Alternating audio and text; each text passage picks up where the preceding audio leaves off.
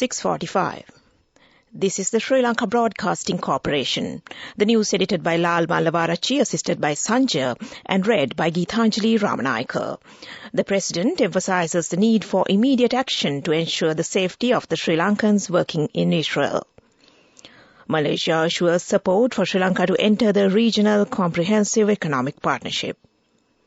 The Sri Lanka Army celebrates its 74th anniversary today. The World Mental Health Day falls today. The funeral of veteran actor Jackson Anthony will be held on Thursday.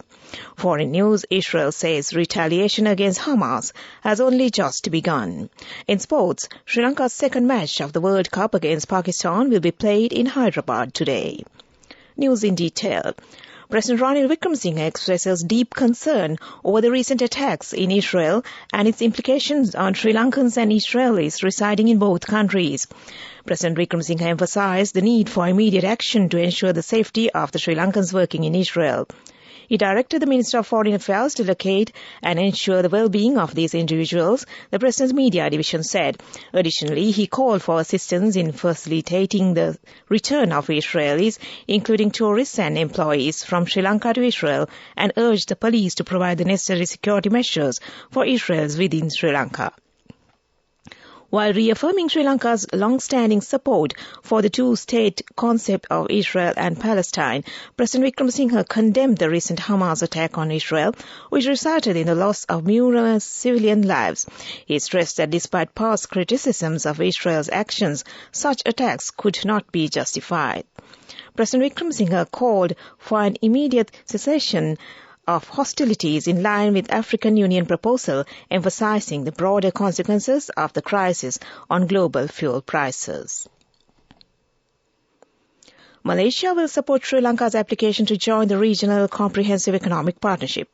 This was stated by Malaysian Minister of Foreign Affairs, who held discussions with Prime Minister Dinesh Gunawardena at the Temple Trees yesterday. The Prime Minister stated that Sri Lanka's entry into RCEP would bolster its economic connectivity within the broader Southeast Asian regions. The Malaysian minister assured the fullest support to Sri Lanka. The Prime Minister affirmed government's alignment with the future vision of ASEAN for the Indo-Pacific area, pledging full support for the advancement of this economic perspective. The diplomats discussed bilateral relations with special emphasis on cooperation in regional groupings such as Indian Ocean Rim Association for enhancing trade and investment cooperation. Premier Gunawardena invited Malaysian entrepreneurs to enter into new areas of investment in Sri Lanka in the growing hospitality industry, education and pharmaceuticals industry. The Prime Minister thanked Malaysia for the support given during last year's economic crisis. The Sri Lanka Army will celebrate its 74th anniversary today in accordance with the military traditions under the auspices of Army Commander Lieutenant General Wikum Lienage as a chief guest at the Army Cantonment Panagota, Homagama.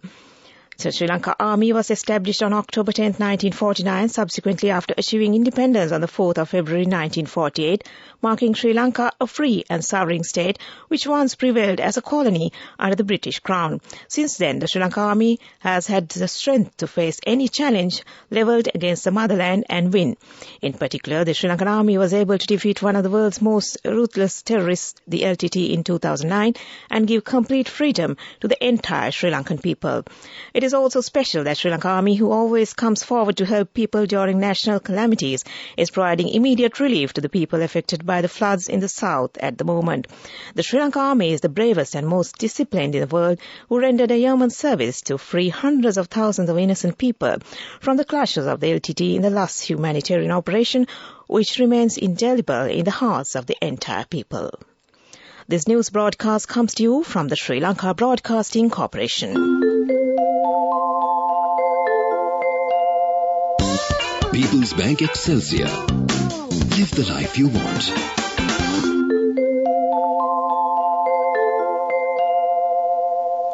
The World Mental Health Day falls today. This is an essential event dedicated to raising awareness and emphasizing the significance of mental health in both individual lives and the society. This day strives to educate about the stigma surrounding mental illness, urging people worldwide to rally behind the cause and foster a nurturing environment in all facets of life to uphold mental well-being. The World Mental Health Day 2023 is organized by the World Federation for Mental Health. Annually, organizations globally arrange a diverse range of events aimed at boosting awareness of mental health issues. These events encompass educational seminars, complimentary mental health screenings, walkathons, marathons, conferences, widespread media promotions, and public service announcements. Mental Health Unit of the Ministry says that 2% of Sri Lanka's population is suffering from mental diseases. Meanwhile, Director of the National Mental Health Institute, Dr. Dhammika Vijayasinghe, says that many programs have been organized to mark this day. Training programs and counseling workshops for health staff have been organized at many state and private hospitals. Awareness programs will be conducted to educate the general public and school children on how to deal with the persons who are suffering from mental disorders. The funeral of veteran actor Jackson Anthony, who passed away yesterday, will be held on Thursday. Family sources say that the body of the late actor will be placed at the Jayaratne Funeral Parlour in Boralla from 7:30 a.m. to 11 p.m. today and will be open to the public to pay their last respects. The remains of the actor will be placed at his residence in Kadawatha tomorrow and the day after. The final rites will be performed on Thursday at St. Peter and Paul's Church in Ragama at 3 p.m. Jackson Anthony passed away at the National Hospital in Colombo yesterday. He was 65 at the time of his demise. Jackson Anthony is one of the most popular artists in Sri Lanka and has won the National Award for the Best Actor for a record 16 times. He was also well known for his immense talent and versatility as director, producer, singer, screenwriter, television host, novelist, columnist, lyricist, historian, and traveller. And that ends local news for now. People's Bank Excelsior, a comprehensive banking services package with a branded checkbook as well as debit and credit card exclusively for you. People's Bank Excelsior, for professionals who dare to dream. The main news story is brought to you by Sinhala Veda Mahatmya. Education Minister Susil Premjanda said primary classes are expected to continue in January next year despite the scheduled GCE advanced level examination. Addressing an event in the ministry recently, he said that during next year, all the missed subjects will be completed and the vacation period will be reduced accordingly. And that was the main news story. The main news story was brought to you by Sinhala Veda Mahatmya. In Watchlight this morning, with the current conflict situation in Israel, the Foreign Employment Bureau has taken steps to introduce 2 special telephone numbers to obtain information about the Sri Lankan workers in the country. Accordingly, relevant information can be obtained through the WhatsApp number +94 7166 40560. That's +94 7166 40560. Or through the hotline number of the Foreign Employment Bureau 1989. At present, about 8,000 Sri Lankans are working in Israel and 90% of them are engaged in providing nursing services.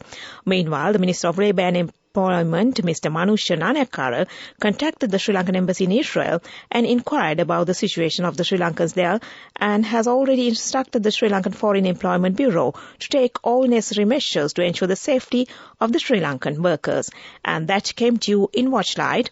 Now moving on to a bulletin of world news. In the headlines, Israel says retaliation against Hamas has only just begun.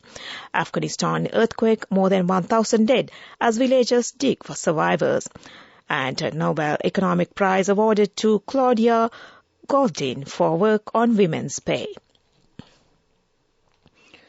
Prime Minister Benjamin Netanyahu has warned Israel will use enormous force against the Hamas militant group. He says the Israel Defense Forces' retaliation for the worst attack on Israel's soil in decades has only just begun. More than 700 people have been killed in Israel since Saturday's surprise attack, including 260 people massacred by Hamas gunmen at a music festival. Israel's defense minister earlier ordered a complete siege of the Gaza Strip, cutting off food, fuel, electricity and water supplies. Rescuers are digging for survivors of a powerful earthquake that flattened the whole village of Afghanistan, killing more than 1,000 people. The 6.3 magnetic quake struck Saturday morning in Herat province, a barren landscape dotted with mud brick homes. Villagers are still using shovels and bare hands to search for more than 500 people missing, the UN says. Aid delayed by blocked routes and communication lines being down only started to trickle on yesterday. This year's Nobel Economic Prize has been awarded to Claudia Goldin, an American economics historian, for her work on women's employment and pay. Professor Goldin's research uncovered key drivers behind the gender pay gap. The Royal Swedish Academy of Sciences said she is only the third woman to receive the prize and the first not to share the award with male colleagues. The 77-year-old academic currently teaches labor market history at Harvard University in the U.S. Back to the headlines of the world news. Israel says retaliation against Hamas has only just begun. Afghanistan earthquake, more than 1,000 dead as villagers dig for survivors. And Nobel Economic Prize awarded to Claudia Goldin for work on women's pay. And that ends world news. Development news. On the directives of President Ranil Wickremesinghe, plans are in motion to erect a temporary access way at the Bambalapitiya railway station within 10 days after reviewing the current dilapidated pedestrian flyover.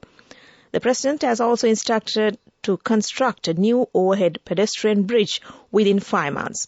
A sum of 50 million rupees will be allocated for this project. The State Development and Construction Corporation has been entrusted with the project under the oversight of the Road Development Authority. And that was Development News. Moving on to sports. Sri Lanka's second match of the World Cup ODI tournament against Pakistan will be played today in the Rajiv Gandhi International Stadium in Hyderabad. Sri Lanka will be keen to bounce back from a first-up loss to South Africa. Pakistan made a bright start to their campaign with a comfortable victory over the Netherlands. Sri Lanka badly missed the services of Wanindu Hasaranga and Mahesh Theekshana in the first match. Sri Lanka hopes that Mahesh Theekshana has recovered from the hamstring injury in time to take on Pakistan in Hyderabad today. Theekshana will be required to keep tabs on the strong Pakistan batting lineup. And that was sports news.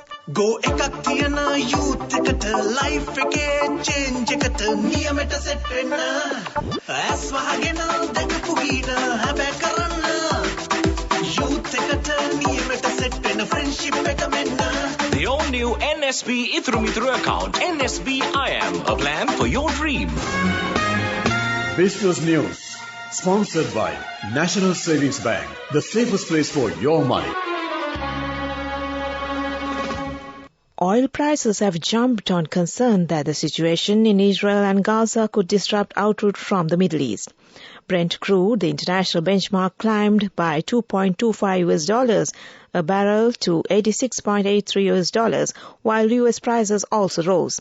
Israel and Palestinian territories are not oil producers, but the Middle Eastern region accounts for almost a third of global supply. And that was Business News. Business News. Sponsored by National Savings Bank, the safest place for your money.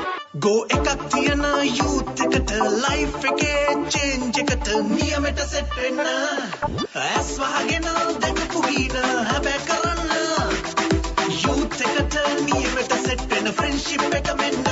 The all-new NSB Ithru Mithru account, NSB IM, a plan for your dream. On to economic news. Sri Lanka's tourism earnings from January to September 2023 reached $1.46 billion, reflecting a 67% year-on-year increase, central bank data showed. Sri Lanka also recorded a 97% year-on-year increase in tourist arrivals in the first 3 quarters of 2023, from 526,232 in September 2022 to 1,016,256 in September this year. And that was economic news. Weather report. Showers or thundershowers will occur over most places of the island during the afternoon or night. Fairly heavy showers above 75 millimeters can be expected at some places in the Uwa, Central, Sabragamur and Eastern provinces. Showers may occur in coastal areas of Southern province during the morning. And that was the weather report. Prior to concluding this news broadcast, the headlines once again. The President emphasizes the need for immediate action to ensure the safety of the Sri Lankans working in Israel. Malaysia assures support for Sri Lanka to enter the Regional Comprehensive Economic Partnership. The Sri Lanka Army celebrates its 74th anniversary today. The World Mental Health Day falls today. The funeral of veteran actor Jackson Anthony will be held on Thursday. In foreign news, Israel says retaliation against Hamas has only just begun. In sports, Sri Lanka's second match of the World Cup against Pakistan will be played. And with that, we end this news broadcast from the Sri Lanka Broadcasting Corporation. And I'm returning you back to Sound the Thumb on the other side to keep you well entertained with this beautiful, bright, sunny Tuesday morning. Over to you, Soundy. Good morning.